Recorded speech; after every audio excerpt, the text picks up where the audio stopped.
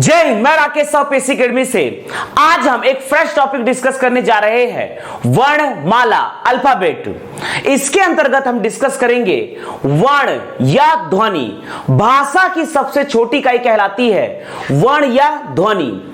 ध्वनि का लिखा गया रूप कहलाता है वर्ण या वर्ण का बोला गया रूप कहलाता है ध्वनि। वर्ण दो प्रकार के होते हैं, पहला है स्वर वोवेल, दूसरा है व्यंजन कॉन्सोनेंट। तो आज हम डिस्कस करने जा रहे हैं फर्स्ट टॉपिक वर्णमाला। वर्णमाला अल्फाबेट, इसके अंतर्गत हम डिस्कस करने जा रहे हैं वर्ण।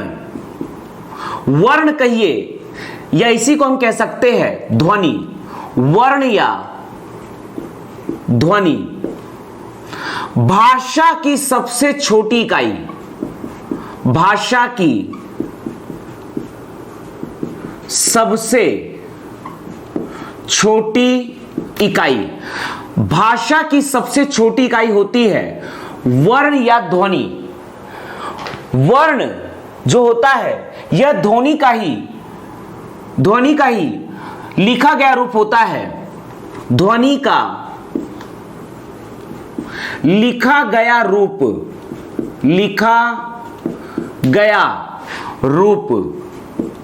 कहलाता है वर्ण, या हम कह सकते हैं वर्ण का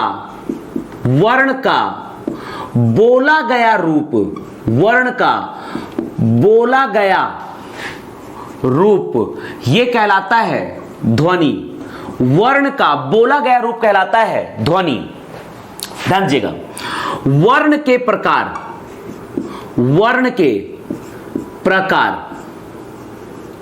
वर्ण दो प्रकार के होते हैं। अगर हम हिंदी की बात करते हैं, ध्यान दीजिएगा, वर्ण दो प्रकार के होते हैं। यदि हम हिंदी भाषा की बात करते हैं, दूसरा छत्तीसगढ़ी बोली की बात करते हैं, छत्तीसगढ़ी बोली की बात करते हैं, और तीसरा यदि हम इंग्लिश की बात करते हैं। देखिएगा, वर्ण दो प्रकार के होते हैं। पहला होता है स्वर और दूसरा होता है व्यंजन। पहला होता है स्वर, दूसरा होता है व्यंजन। ध्यान दीजिएगा, वर्ण दो प्रकार के होते हैं, स्वर और व्यंजन। हिंदी में 11 स्वर होते हैं और 33 व्यंजन होते हैं। छत्तीसगढ़ी में हिंदी के कंपैरिजन में 3 स्वर कम होते हैं, अर्थात इसमें 8 स्वर होते हैं। छत्तीसगढ़ी बोली में 3 व्यंजन हिंदी के कंपैरिजन में कम होते हैं, अर्थात इसमें 30। छत्तीसगढ़ी बोली में 30 व्यंजन होते हैं। इंग्लिश में 5 वोवेल होते हैं और 21 कॉन्सोनेंट होते हैं, व्यंजन होते हैं। तो आगे हम डिस्कस करने जा रहे हैं वर्ण के प्रकार। तो सबसे पहले हम हिंदी के अंतर्गत देखने जा रहे हैं वर्ण। ध्यान दीजिएगा, यदि हम हिंदी भाषा के अंतर्गत देखते हैं वर्ण, तो पहला होता है आपका स्वर। हिंदी में कुल 11 स्वर होते हैं। हिंदी में कुल 11 स्वर होते हैं। अ, आ, ई, ऐ, उ, औ, री, ए, ऐ, ओ, औ। हिंदी में कुल 11 स्वर होते हैं और हिंदी में व्यंजनों की संख्या होती है। हिंदी में व्यंजनों की संख्या होती है 33। ध्यान दीजिएगा, जिसमें से पहला होता है स्पर्श व्यंजन। स्पर्श व्यंजन क खो गो घो अंग, क ख ग घ अंग, च छ ज झ इया, ट ठ ड ढ न, त थ द ध न, प फ ब भ म। ये 25 होते हैं स्पर्श व्यंजन। हिंदी में व्यंजन होते हैं कुल 33, जिसमें से 25 होते हैं स्पर्श व्यंजन। 25 होते हैं स्पर्श व्यंजन, ध्यान दीजिएगा। दूसरा होता है अंतस्थ व्यंजन। अंतस्थ व्यंजन, इनकी संख्या होती है 4। इनकी संख्या होती है 4, जो होते हैं य व र ल, य व र ल, य व र ल। और 4 होते हैं ऊष्म व्यंजन। 4 होते हैं ऊष्म व्यंजन, जो होते हैं श श स ह। तो इस प्रकार से हिंदी में कुल 33 व्यंजन तथा 11 स्वर होते हैं। यदि हम छत्तीसगढ़ी बोली की बात करते हैं, यदि हम छत्तीसगढ़ी बोली की बात करते हैं, यदि हम छत्तीसगढ़ी बोली की बात करते हैं, तो छत्तीसगढ़ी बोली में 8 स्वर होते हैं। तो यहां पर से 3 स्वर, हिंदी के 3 स्वर अगर हटा देंगे तो 8 स्वर बचेगा। यहां से 3 स्वरों को आप हटा दीजिए, यहां से 3 स्वरों को आप हटा दीजिए, जो कि है री, री को हटाइए, यहां से ए को हटाइए और ओ को हटा दीजिए। इन तीनों को यदि हम हटा देते हैं तो इस प्रकार से छत्तीसगढ़ी बोली में 8 स्वर हो जाएंगे। अ आ ई ई उ औ ए ओ। बस छत्तीसगढ़ी बोली में री ए ओ ये 3 स्वर नहीं होते हैं। दूसरा व्यंजन, छत्तीसगढ़ी बोली में से, छत्तीसगढ़ी बोली में 30 व्यंजन होते हैं। हिंदी के 3 व्यंजन यदि हम हटा दें, जो कि है आपका ये इया, यदि हम इया को हटा दिया जाए, यहां से श और ये श, इनको यदि हम हटा देते हैं, इन 3 व्यंजन को, तो अल्टीमेटली छत्तीसगढ़ी बोली में हो जाएगा कुल 30 व्यंजन। स्पर्श व्यंजनों की संख्या छत्तीसगढ़ी बोली में होती है 24, जबकि ऊष्म व्यंजन की संख्या होती है सिर्फ और सिर्फ 2। 2 हट गए तो सिर्फ बचेंगे 2। तो यह है हिंदी भाषा तथा छत्तीसगढ़ी बोली के स्वर तथा व्यंजन। विशिष्ट हिंदी के अंतर्गत हम स्वर को डिटेल में डिस्कस करने जा रहे हैं। ध्यान दीजिएगा, हिंदी में कुल 11 स्वर होते हैं, जिसे हम डिटेल में डिस्कस करने जा रहे हैं। देखिएगा,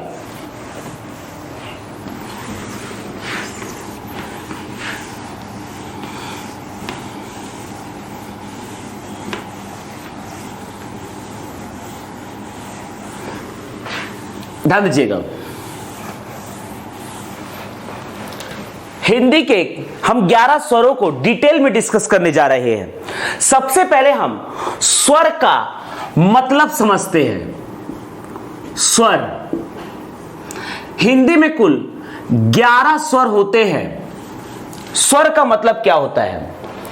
ऐसे वर्ण जिनका उच्चारण स्वतंत्र रूप में किया जाता है, या ऐसे वर्ण जिनका उच्चारण स्वतंत्र होता है, स्वर कहलाते हैं।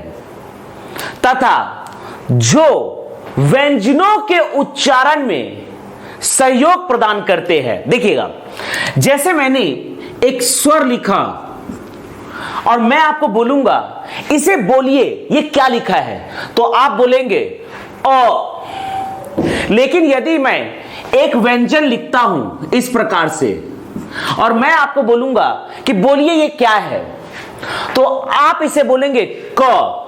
जबकि जब मैं इसे बोलने की कोशिश करूंगा तो बोल नहीं पाऊंगा, क्योंकि व्यंजन को बोला नहीं जा सकता है। लेकिन इसी व्यंजन में यदि मैं अ जोड़ दूंगा तो यह हो जाएगा क। अब मैं इसे बोल सकता हूं, इसे मैं नहीं बोल सकता हूं।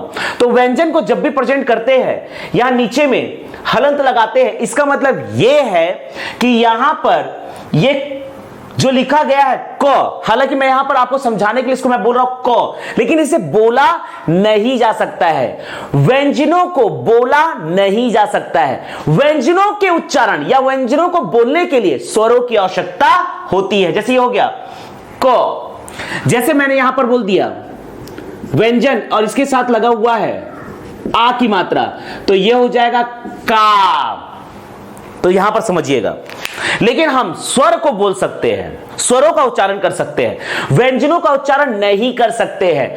व्यंजनों के उच्चारण के लिए हमें स्वरों की आवश्यकता होती है। समझिएगा, स्वर ऐसे वर्ण जिनका उच्चारण स्वतंत्र रूप में किया जाता है तथा जो व्यंजनों के उच्चारण में सहयोग प्रदान करते हैं स्वर कहलाते हैं। लेकिन व्यंजन क्या होते हैं? व्यंजन ऐसे वर्ण जिनका स्वतंत्र उच्चारण नहीं किया जा सकता है, जिनके उच्चारण के लिए स्वरों की आवश्यकता होती है, व्यंजन कहलाते हैं। तो हम यहां पर डिस्कस कर रहे हैं हिंदी के 11 स्वर। ध्यान दीजिएगा, हिंदी के 11 स्वर। स्वर का मतलब होता है ऐसे वर्ण जिनका उच्चारण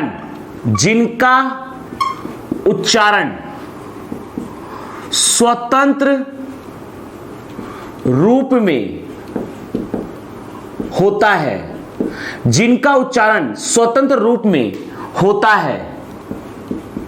है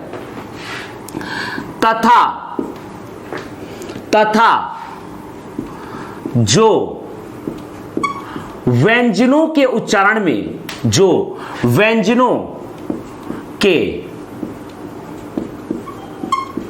में सहयोग प्रदान करते हैं,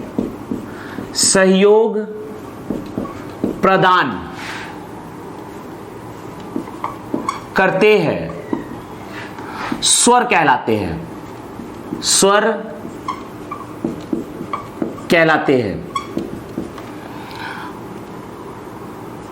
स्वरों का या स्वरों को बोला जा सकता है, स्वरों का उच्चारण किया जा सकता है, स्वरों का उच्चारण होता है, जबकि व्यंजनों का उच्चारण नहीं होता है। व्यंजनों को बोला नहीं जा सकता है। व्यंजनों को बोलने के लिए स्वरों की सहायता लेनी पड़ती है। अर्थात ऐसे वर्ण जिनके उच्चारण के लिए स्वरों के सहयोग की आवश्यकता होती है, व्यंजन कहलाते हैं। तो हम यहां डिस्कस कर रहे हैं स्वर। ध्यान दीजिएगा, हम यहां पर डिस्कस कर रहे हैं स्वर। यदि मैं स्वर में मूल स्वर की बात करता हूं, यदि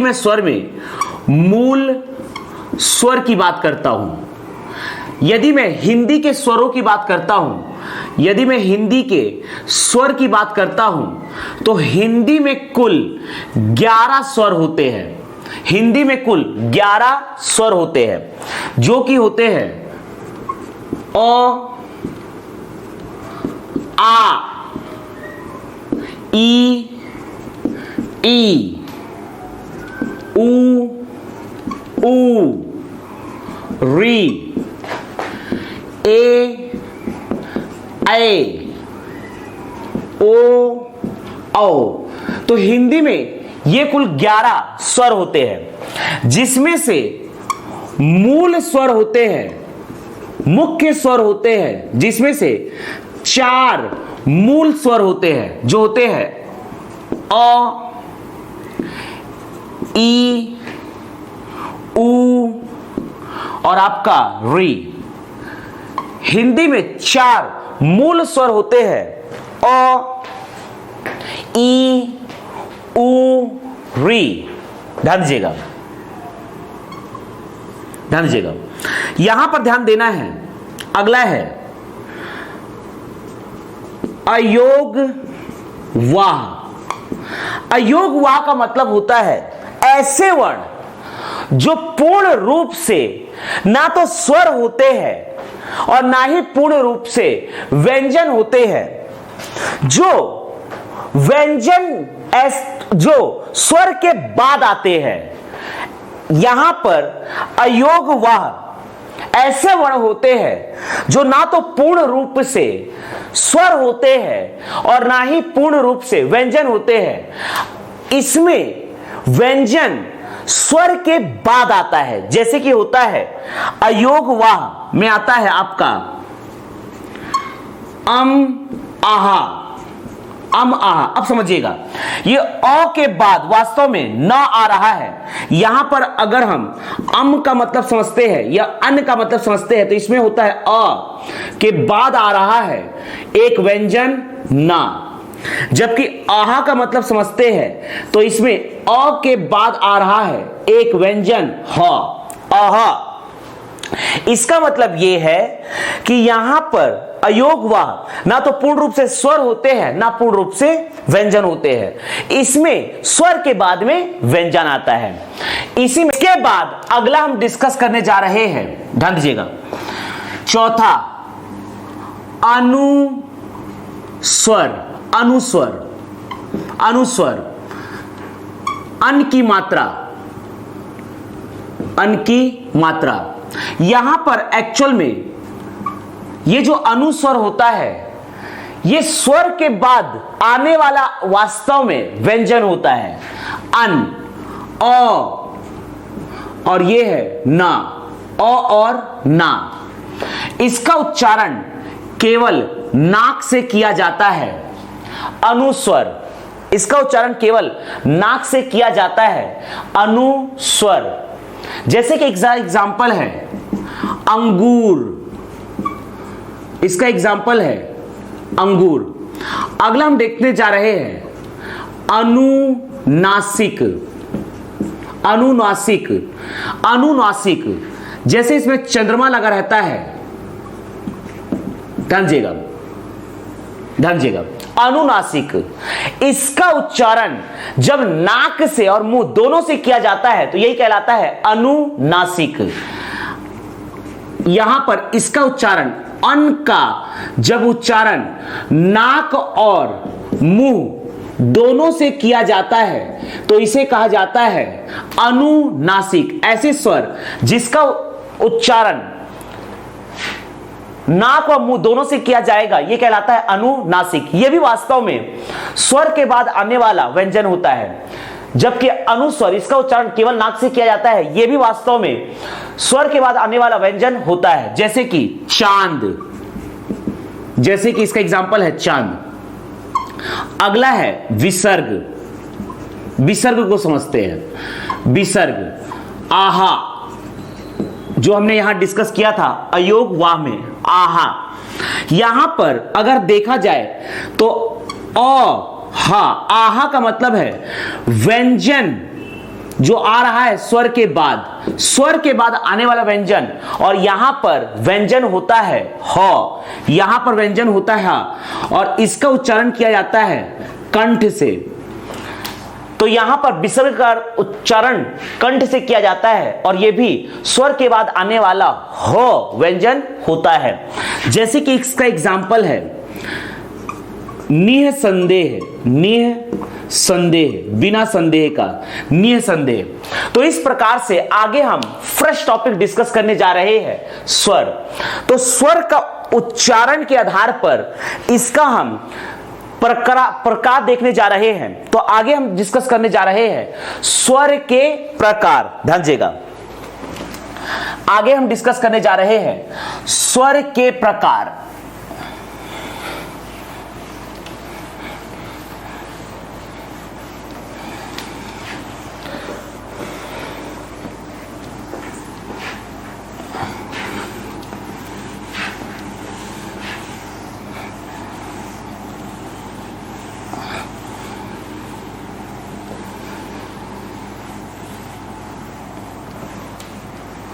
ध्यान दीजिएगा।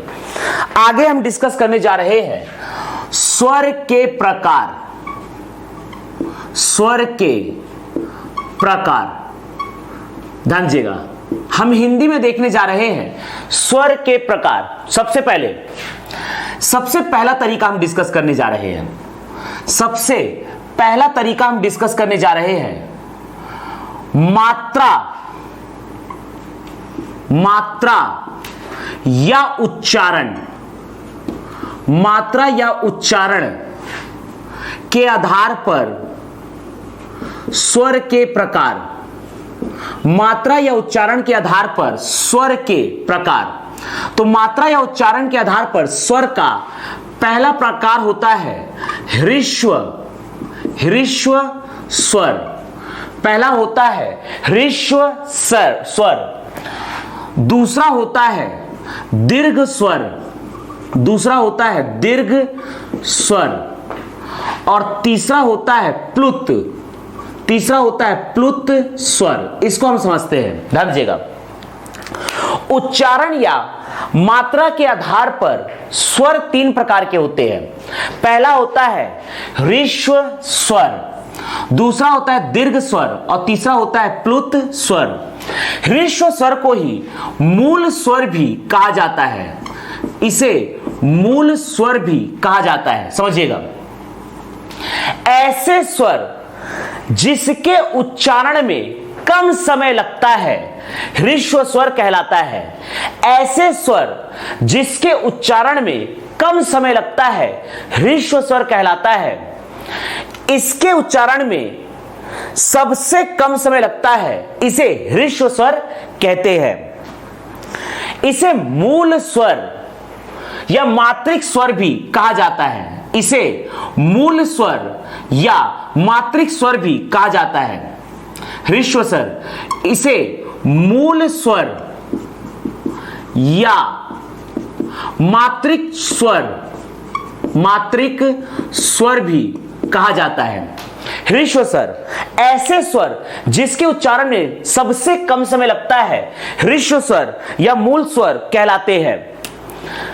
इसे मूल स्वर या मात्रिक स्वर भी कहते हैं। इनकी संख्या होती है 4। ह्रस्व स्वर की संख्या होती है 4, जो होते हैं अ, मूल स्वर है चूंकि अ, ई, उ, री। अ, ई, उ, री। जबकि दीर्घ स्वर, इसके उच्चारण में दीर्घ स्वर की बात करते हैं तो इसके उच्चारण में ह्रस्व स्वर या मूल स्वर के अपेक्षा दुगुना समय लगता है। इसके उच्चारण में दुगुना समय लगता है, इसलिए इसे द्विमात्रिक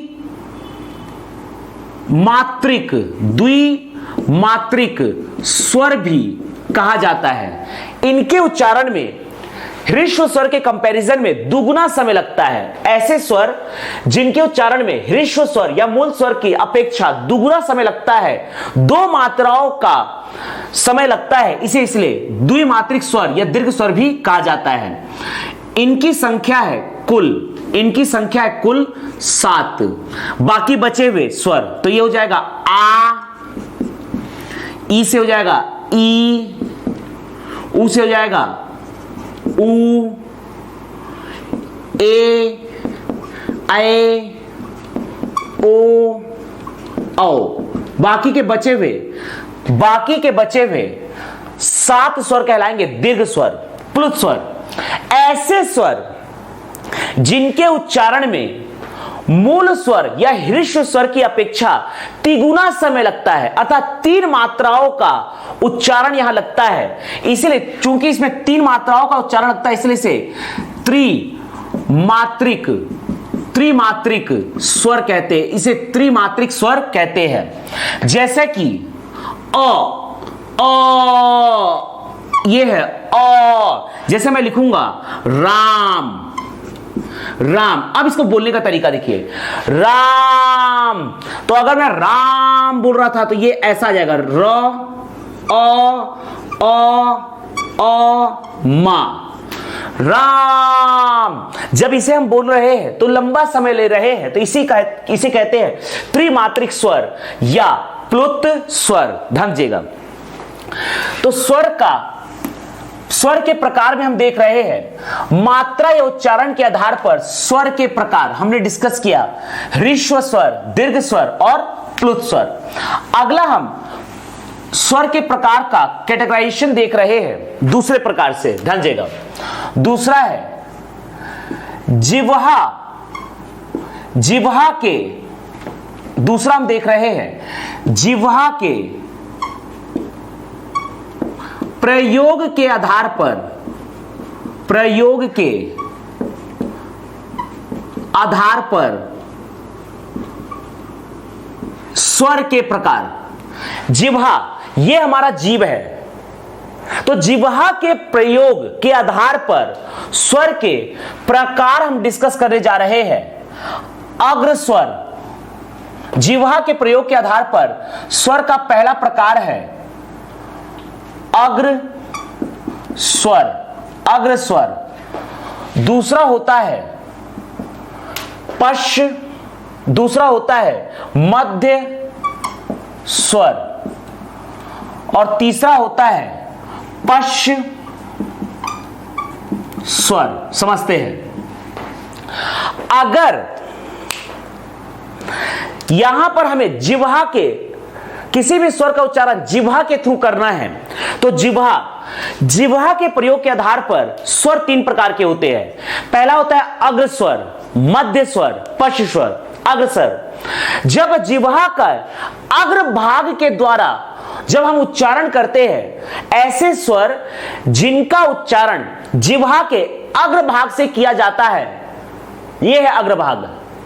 ऐसे स्वर जिनका उच्चारण जिह्वा के अग्र भाग से किया जाता है उन्हें कहा जाता है अग्र स्वर। और अग्र स्वर होते हैं ई, ए। ध्यान दीजिएगा। ई,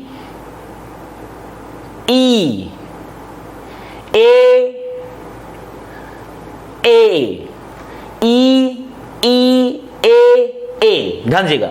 मध्य स्वर, ऐसे स्वर जिनका उच्चारण जिह्वा के मध्य भाग, जो आपका जीभ है उसके मध्य भाग से करते हैं, तो इसे कहा जाता है मध्य स्वर। और यह होता है सिर्फ और सिर्फ अ।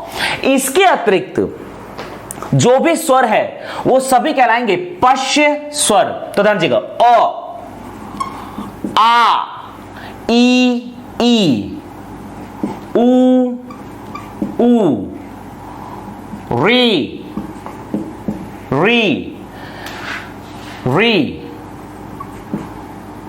ओ, औ। तो ध्यान दीजिएगा, यहां पर जिह्वा के प्रयोग के आधार पर, जिह्वा के प्रयोग के आधार पर स्वरों के प्रकार। पहला होता है अग्र स्वर। जिह्वा के अग्र भाग से जो स्वर का उच्चारण होता है वो कहलाते हैं अग्र स्वर। जिह्वा के मध्य भाग से जिन स्वरों का उच्चारण होता है वो कहलाते हैं मध्य स्वर। और जब जिह्वा के सबसे पीछे वाले भाग से जिन स्वरों का उच्चारण होता है उन्हें कहा जाता है पश्च स्वर। तो ये होते हैं ई, ए। मध्य स्वर ओ, पश्च स्वर आ, ऊ, री, ओ, औ। ध्यान दीजिएगा। आगे इसी में हम डिस्कस करने जा रहे हैं तीसरा, मुख के द्वार। मुख के द्वार खोलने के आधार पर स्वरों के प्रकार। मुख के द्वार खोलने के आधार पर स्वरों के प्रकार। पहला होता है विवृत स्वर, विवृत स्वर। दूसरा होता है अर्ध विवृत स्वर, अर्ध विवृत स्वर। तीसरा होता है अर्ध समवृत, समवृत स्वर।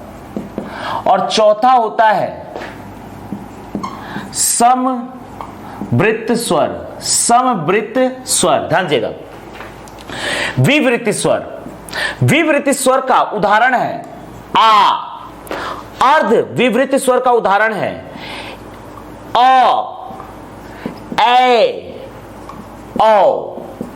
अर्ध संवृत स्वर का उदाहरण है ए, ओ, ए, ओ तथा विवृत स्वर का उदाहरण है आ। अर्ध विवृत स्वर का उदाहरण है अ, ए, औ। अर्ध संवृत स्वर का उदाहरण है ए, ओ। इसके बाद संवृत स्वर का उदाहरण है ई, ई, ऊ, ऊ। अब चारों का मतलब समझते हैं, ध्यान दीजिएगा। विवृत स्वर का मतलब है मुख को खोलने के आधार पर, मुख के द्वार को खोलने के आधार पर हम यहां पर स्वरों का प्रकार डिस्कस कर रहे हैं, जिसमें से पहला है विवृत स्वर, अर्थात जब मुख को पूरा खोला जाता है, मुंह का ये जो गोला है इसे पूरा खोला जाता है आ, तो ये कहलाता है विवृत स्वर। अर्ध विवृत स्वर, जब मुंह के गोले को आधा खोला जाता है तो इसे कहा जाता है अर्ध विवृत स्वर अ, ए, औ। जबकि अर्ध संवृत स्वर, जब मुंह को आधा बंद किया जाता है तो इसे कहा जाता है, जब मुख के द्वार को आधा बंद किया जाता है इससे उच्चारित स्वरों कहा जाता है अर्ध संवृत स्वर ए, ओ। जब मुख को पूरा बंद करके उच्चारित स्वरों का उच्चारण किया जाता है तो इसे कहा जाता है संवृत स्वर ई, ऊ, ऊ। ध्यान दीजिएगा। अगला इसी में हम डिस्कस करने जा रहे हैं, देखिएगा स्वर के प्रकार में अगला हम डिस्कस करने जा रहे हैं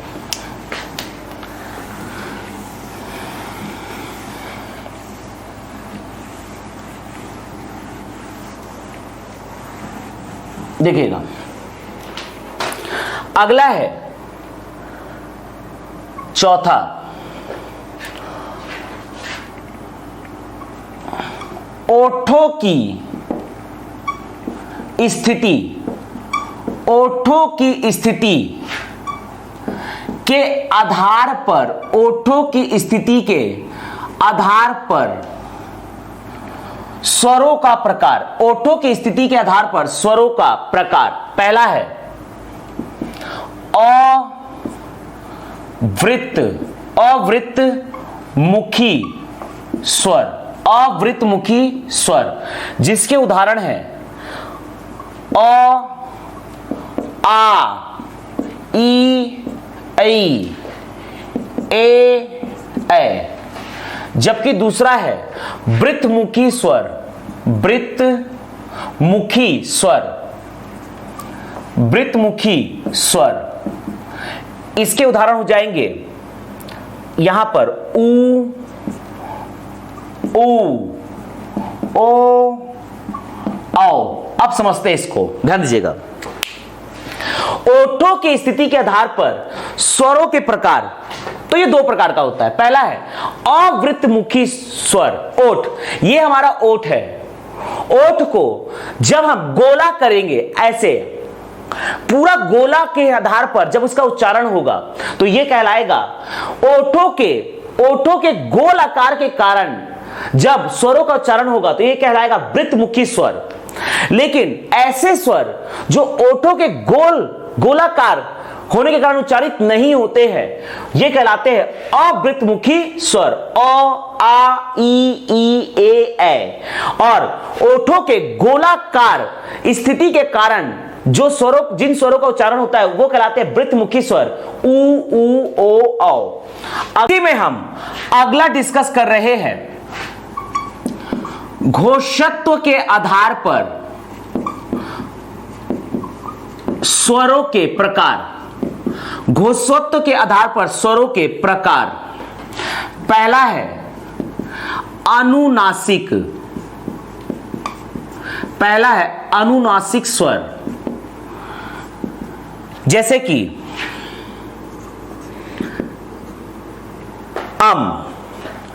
दूसरा है निर्नुनासिक,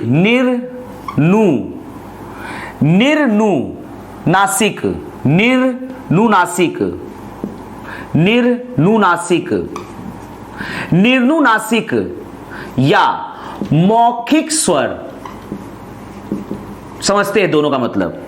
इसका उदाहरण होगा पूरे के पूरे 11 स्वर, अ, आ, ई, ऐ, उ, री, ए, ओ, औ। अब इसका मतलब समझते हैं। ऐसे स्वर जिनका उच्चारण मुंह के साथ साथ नाक से होता है, ऐसे स्वर जिनका उच्चारण मुंह तथा नाक दोनों से होता है, अनुनासिक स्वर कहलाते हैं। ऐसे स्वर जिनका उच्चारण सिर्फ और सिर्फ मुंह से होता है, इन्हें निम्नुनासिक या मौखिक स्वर कहते हैं। तो जैसे कि हम जानते हैं कि पूरे के पूरे 11 स्वर होते हैं मौखिक स्वर या निम्नुनासिक स्वर। तो इस प्रकार से हमने स्वरों के प्रकार को डिस्कस किया। में आगे हम डिस्कस करने जा रहे हैं व्यंजन। ध्यान दीजिएगा, हिंदी वर्ण में आगे हम डिस्कस करने जा रहे हैं व्यंजन। ध्यान दीजिएगा,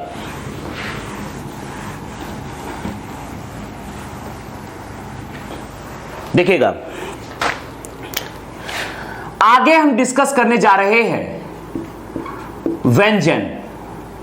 हिंदी में कुल 33 व्यंजन होते हैं। व्यंजन ऐसे वर्ण जिनका स्वतंत्र रूप में उच्चारण नहीं किया जा सकता है, अर्थात ऐसे वर्ण जिसे बोला नहीं जा सकता है। इनके उच्चारण के लिए स्वरों की आवश्यकता होती है, इन्हें व्यंजन कहा जाता है। ऐसे वर्ण जिनका स्वतंत्र उच्चारण नहीं किया जा सकता है, नहीं किया जा सकता है, नहीं किया जा सकता है, जिनके उच्चारण हेतु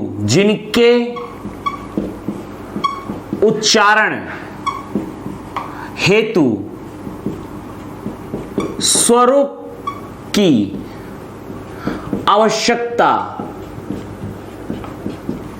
होती है, स्वरों की आवश्यकता होती है, व्यंजन कहलाते हैं। व्यंजन कहलाते हैं। व्यंजन कहलाते हैं। ध्यान दीजिएगा, व्यंजन ऐसे वर्ण जिनका स्वतंत्र रूप में उच्चारण नहीं किया जा सकता है, अर्थात व्यंजन को हम बोल नहीं सकते हैं, लेकिन यदि हम व्यंजन को बोलना चाहेंगे तो उसके लिए हमें, अर्थात व्यंजन के उच्चारण हेतु हमें स्वरों की आवश्यकता होती है।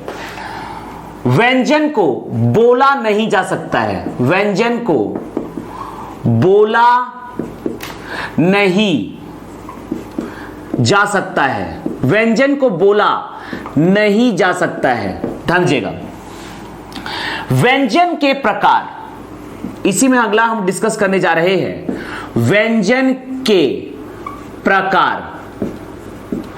व्यंजन को 3 भागों में बांटा गया है। टोटल 33 व्यंजन होते हैं, जिसमें से 25 व्यंजन होते हैं स्पर्श व्यंजन। स्पर्श व्यंजन इनकी संख्या होती है 25। ध्यान दीजिएगा, जो होते हैं क, ख, ग, घ, अंगा, क, ख, ग, घ, अंगा, च, छ, छ, ज, झ, इया, ट, ठ, ड, ढ, ढ, ढ, ण, त, थ, द, ध, न, प, फ, ब, प, फ, ब, भ, म। तो ये 25 होते हैं स्पर्श व्यंजन। दूसरी कैटेगरी होती है अंतःस्थ व्यंजन। दूसरा है अंतःस्थ व्यंजन। अंतःस्थ व्यंजन इनकी संख्या होती है 4। अंतःस्थ व्यंजन की संख्या 4 है। ये है य, र, ल, व, और बाकी 4 होते हैं ऊष्म व्यंजन। बाकी 4 है ऊष्म व्यंजन 4। श और स के बीच का यदि उच्चारण किया जाए, श और स के बीच का उच्चारण किया जाए तो ये होता है श, ह, श, स, ह। तो व्यंजन कुल 33 होते हैं। पहला होता है स्पर्श व्यंजन जिनकी संख्या है 25, अंतःस्थ व्यंजन जिनकी संख्या है 4, ऊष्म व्यंजन जिनकी संख्या है 4। आगे व्यंजन के अंतर्गत आगे हम डिस्कस करने जा रहे हैं। देखिएगा,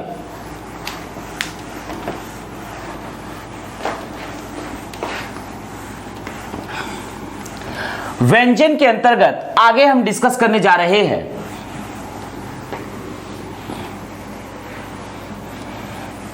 देखिएगा, व्यंजन के अंतर्गत आगे हम डिस्कस करने जा रहे हैं संयुक्त व्यंजन। संयुक्त व्यंजन, संयुक्त व्यंजन इनकी संख्या है 4। ये है छ,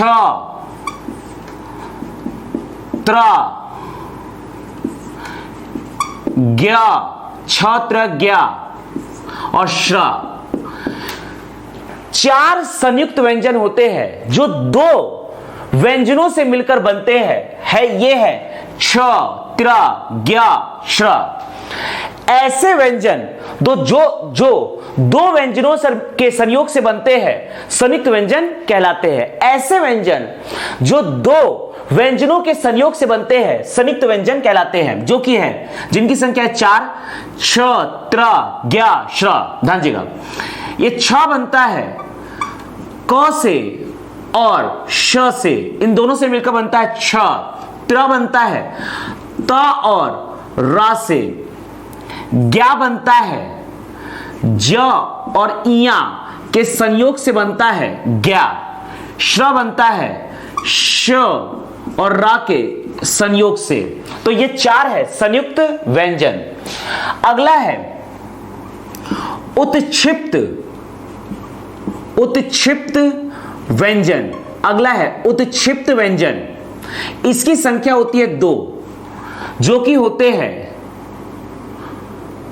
अड़ा और एक होता है ढ। देखिए, ये होता है ड, ये होता है अंगा। अगर बिंदु इसके साइड में लगा है तो ये होता है अंगा। ये होता है ड, ये होता है अंगा और ये होता है आपका अड़ा। अगर ये बिंदु नीचे लग जाए तो ये हो जाएगा अड़ा। देखिए, डा से, ड का एग्जाम्पल है डमरू। ड का एग्जाम्पल है डमरू। अंगा, जैसे कि हम लिखते हैं अलंकार। जब हम लिखते हैं यहां पर अलंकार तो ये जो अन की मात्रा है ये एक्चुअल में है, ये एक्चुअल में है अलंकार। ये वास्तव में है अलंकार। ये है ऐसा अलंकार, ये न को रिप्रेजेंट करता है। ये अंगा जो है ये कहीं ना कहीं आधा न के उच्चारण को रिप्रेजेंट करता है, जैसे कि अलंकार। ये अड़ा है, अड़ा को हम लिख सकते हैं गाड़ी। इसका एग्जाम्पल है जैसे गाड़ी, अड़ा। लेकिन ये अंगा होता है, ये न को रिप्रेजेंट करता है, जैसे कि अलंकार। ये आधा ना, ये आधा ना, ये अंगा में कन्वर्ट हो गया। इसी प्रकार से उत्क्षिप्त व्यंजन का दूसरा है हड़ा। देखिए, एक होता है ढ, एक होता है ढ और एक होता है अढ़ा। इसका एग्जाम्पल है कढ़ाई। कढ़ाई। ढ का एग्जाम्पल है ढक्कन। ये ढ से हुआ ढक्कन और ये अढ़ा जो है ये हो गया कढ़ाई। तो यहां पर ये बिंदु नीचे लगा है, तो ये है उत्क्षिप्त व्यंजन। ध्यान दीजिएगा, उत्क्षिप्त व्यंजन। इसी में हम आगे डिस्कस करने जा रहे हैं हिंदी उच्चारण के आधार पर वर्णों का वर्गीकरण। ध्यान दीजिएगा, स्वर और व्यंजन, अब इसको हम हिंदी उच्चारण के आधार पर डिस्कस करने जा रहे हैं। ध्यान दीजिएगा, अगला हम डिस्कस करने जा रहे हैं हिंदी उच्चारण के आधार पर, हिंदी उच्चारण के आधार पर वर्णों का वर्गीकरण, वर्णों का क्लासिफिकेशन, वर्गीकरण। देखिएगा, हिंदी उच्चारण के आधार पर वर्णों का वर्गीकरण हम डिस्कस करने जा रहे हैं। समझिएगा,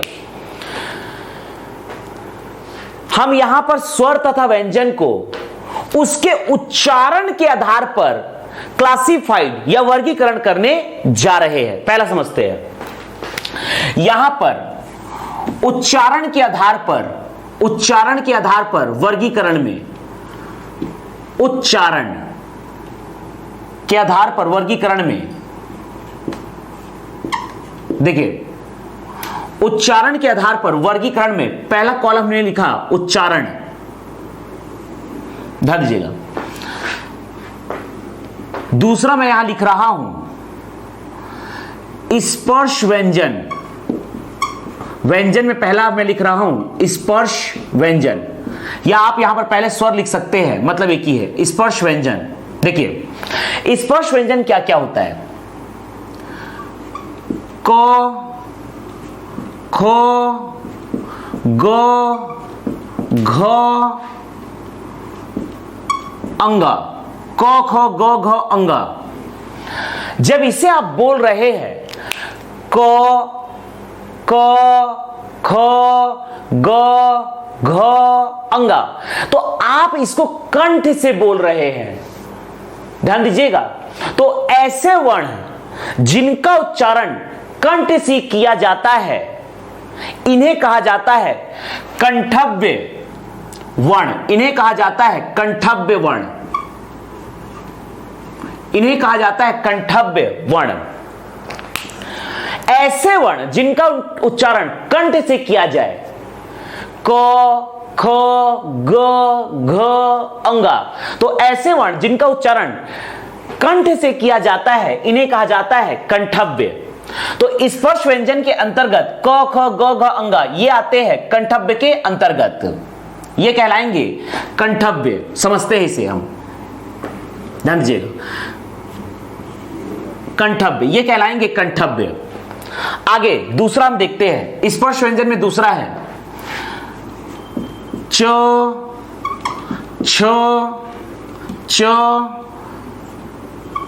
छ, ज, झ, इया। च, छ, ज, झ, इया जो हमारा तालु है, एक होता है मुंह के अंदर, एक ऊपर वाला जो लेयर है वो कहलाता है ऊपरी तालु, नीचे वाला कहलाता है नीचे का तालु। तो जब तालु के प्रयोग से हम वर्णों का उच्चारण करते हैं तो इसे कहा जाता है तालव्य। इसे कहा जाता है तालव्य।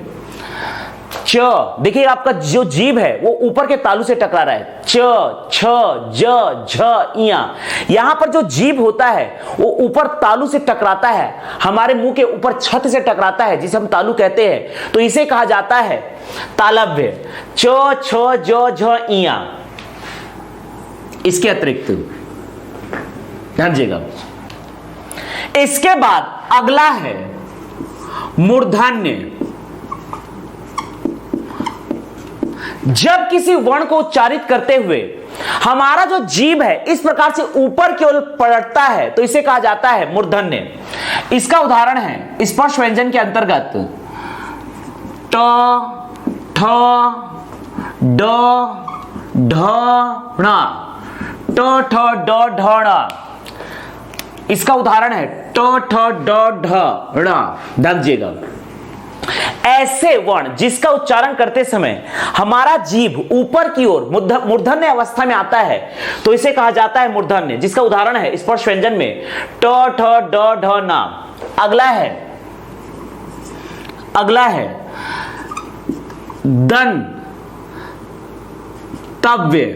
दंतव्य, तो थ द ध न, त थ द ध न।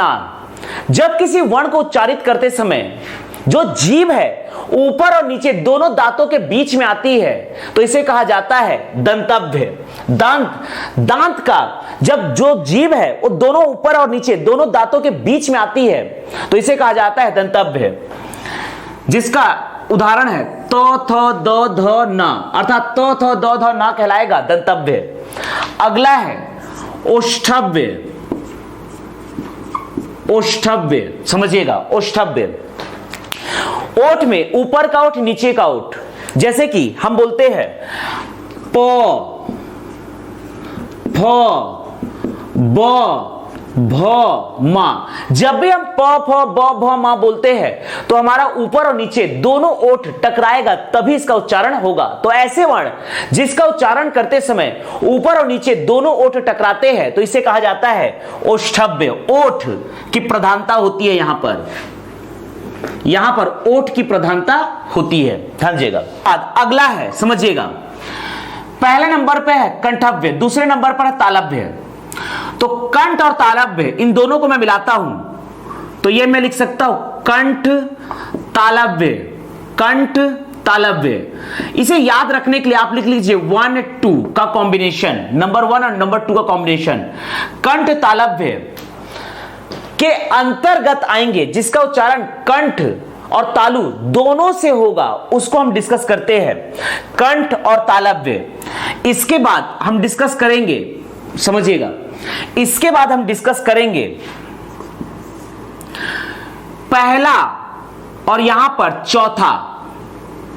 कंठ के साथ साथ दांत का प्रयोग होगा तो दंतव्य, कंठ दंतव्य, अर्थात 1 नंबर और 4 नंबर को हम डिस्कस करेंगे और देखेंगे इसके अंतर्गत कौन कौन से वर्ण आते हैं।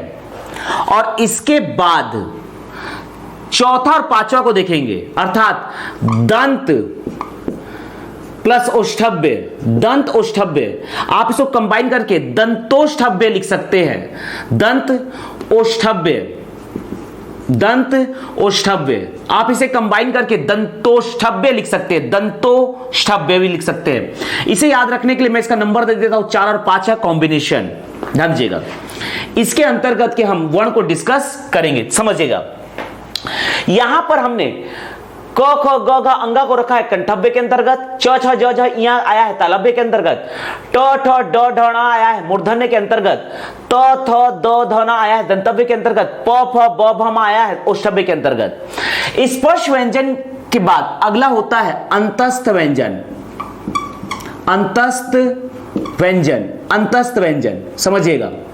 अंतस्थ व्यंजन को अगर हम देखते हैं तो अंतस्थ व्यंजन होता है यो र ल व, यो रो ल बचा वा, जिसमें से य होता है तालव्य, र होता है मूर्धन्य, ल होता है दंतव्य।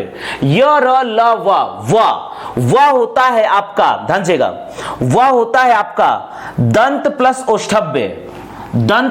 ओष्ठव्य, ये होता है व का उच्चारण होता है दंत प्लस ओष्ठव्य, ध्यान देगा, य र ल व। अगला है आपका ऊष्म व्यंजन, अगला है ऊष्म व्यंजन होता है श स स ह।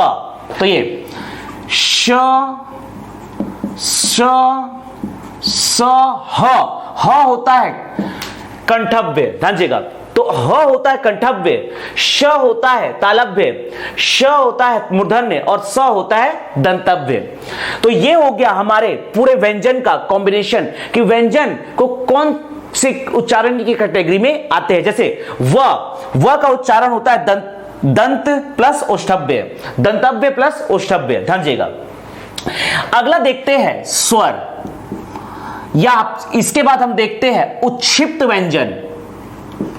उत्क्षिप्त व्यंजन, अगला है उत्क्षिप्त व्यंजन। अगला है उत्क्षिप्त व्यंजन। उत्क्षिप्त व्यंजन होता है मूर्धन्य के अंतर्गत, अर्थात अड़ा और हड़ा, ये दोनों आते हैं मूर्धन्य के अंतर्गत। अगला हम डिस्कस करने जा रहे हैं स्वर। अगला है स्वर, ध्यान दीजिएगा।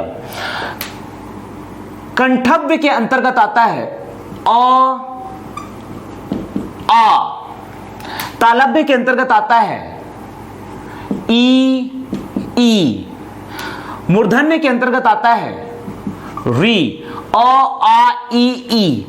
ओष्ठव्य के अंतर्गत आता है, ओष्ठव्य के अंतर्गत आता है, ध्यान दीजिएगा, ओष्ठव्य के अंतर्गत आता है ऊ।